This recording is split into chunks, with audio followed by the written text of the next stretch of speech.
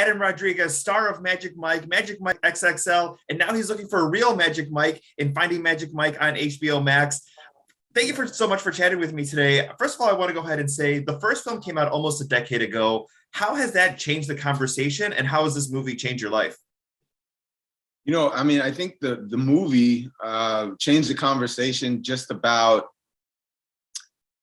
I think it painted a different picture of men being together in a group and being supportive of each other, and opening up a dialogue about male vulnerability and the ability and the necessity to talk about that. And I think that's a big part of what spawned this show, was that we felt like we had done the two movies. We had shown what it looks like when a group of alpha males get together, but then can actually share their insecurities with each other and have conversation that you don't often see on screen, really. And we decided that would make a lot of sense in an unscripted show, that we could obviously promote the brand, show people, how difficult it is to dance and the kind of commitment that it takes. But at the same time, continue to open up that dialogue about being vulnerable, about sharing who you are and not being ashamed to do that, about supporting each other and leading in that way as opposed to in a negative way. And I got to tell you, I feel great. I think we accomplished that mission. I mean, just even seeing the first episode, I mean, you have a chef, you have a lawyer, you have a nurse, you have a guy who can do a magic with fire, you have a shoe salesman. I mean, all things in the right context can be sexy, but these aren't the typical people that you would think who would be, doing a competition like this.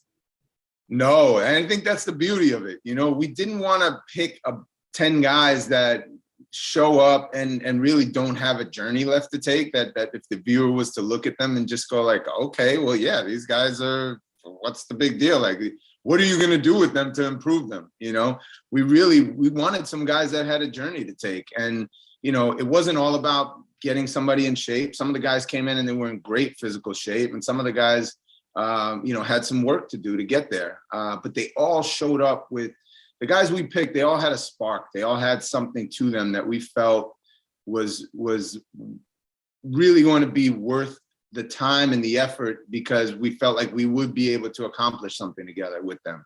And we were, fortunately, I think, very right about it. Every one of these guys left the show with a big takeaway. I think they all found something in themselves that they didn't have when they showed up, and that was our goal. And I know, we feel great about the show we've made, and I really think the audience is going to love it too.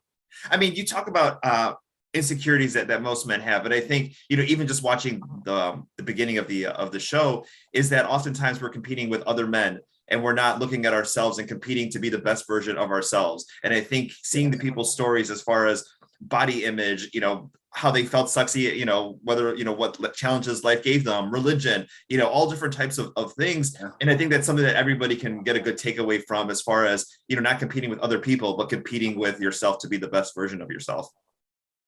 Rudy, you nailed it, in my opinion. I mean, that's what it is, right? I mean, we're all running our own race. Nobody can do it for us. We're born alone. We're going to die alone. And in the meantime, if you don't take care of you and better yourself, then that's, no one can do it for you. And it takes courage to do it. It really does. And that's what made me so proud of the guys that showed up to be on this show, because it took a lot of courage to arrive and say, look, this is me, these are my obstacles, and I'm willing to share that on national television. And I am willing to cry and show my weaknesses, but also show you how strong I am and work my ass off to, work my tail off. I don't know where we're talking right now, but, to prove not just to the audience, but to themselves, that they were able to commit to something. And, when you see this brotherhood element kick in, and all of these guys that are going through the same experience, supporting each other the way that they are, I really think the audience is just going to be moved by that. Every one of our guest stars that came in, they weren't on the show on a day-to-day. They would come in for a day, watch the guys perform, and then have their opinions. And it was amazing to see their reaction every time. They were always blown away by how moved they were by the commitment of our guys and the brotherhood that they had to help support each other. it's a great show. I'm so proud of it. I really can't wait for people to see it and hopefully learn something from it. I mean, and something else that we're looking forward to is Magic Mike's Last Dance. It was just announced. Channing Tatum's returning. Steven Soderbergh's returning. Danny Nune's going to be a part of it. Are you going to be in the film? To my knowledge, I'm not in it. There's a new crop of guys, and there's some rumblings that maybe there's a possibility that some of the old gang might make a quick appearance, but none of that's set in stone yet. And so, to my knowledge, I'm not in it. Well, hopefully we'll get to see you and Matt Bomer and everybody, at least make a cameo, and maybe one of the guys from Finding Magic Mike. Yes. Yeah. Oh man, that would be great. That would be great. But yeah, we'll see how it shakes out. We will see how it shakes out. Now, of course, we're looking at the inside, but also we want to see what these guys can do because they're going to be part of the Magic Mike live show. So let's talk a little bit about the dolphin dive. I mean, that's that signature Magic Mike move. What was it like to perform that the first time? And especially, during the filming of the show, seeing the guys' intimidation of that very first, signature move. Yeah, no, it's a big move. I mean, you're taking a dive onto the floor and you've got to look, graceful and elegant while you're doing it. And it's a little scary. Fortunately, I had recalled some of my my much younger days of trying to break dance. And so, throwing myself on the floor was not as scary as if maybe I'd never done it before. It was great to see some of the guys on Finding Magic Mike try it for the first time because I mean, it takes a level of athleticism and practice to get it so that you're not landing on your face or not supporting yourself when you hit the deck. And but when you get it right, it looks great.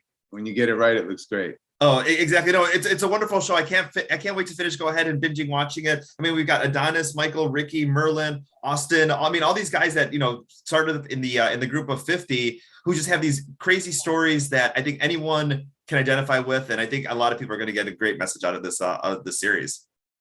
I agree with you 100%. I mean, we had great guys in the show, somebody that everyone can relate to, and I guarantee you're going to have somebody in there that you could really root for, and it's full of surprises. I mean, the show's really full of surprises. So enjoy. I'm so glad you're loving it already, and I'm excited for people to get through it and see who wins. I'd love to chat more, but I got to go finish binge watching this thing. So, Finding Magic Mike, HBO Max right now. Adam, thank you so much for your time today. You're welcome. Thanks, Rudy. Thank you.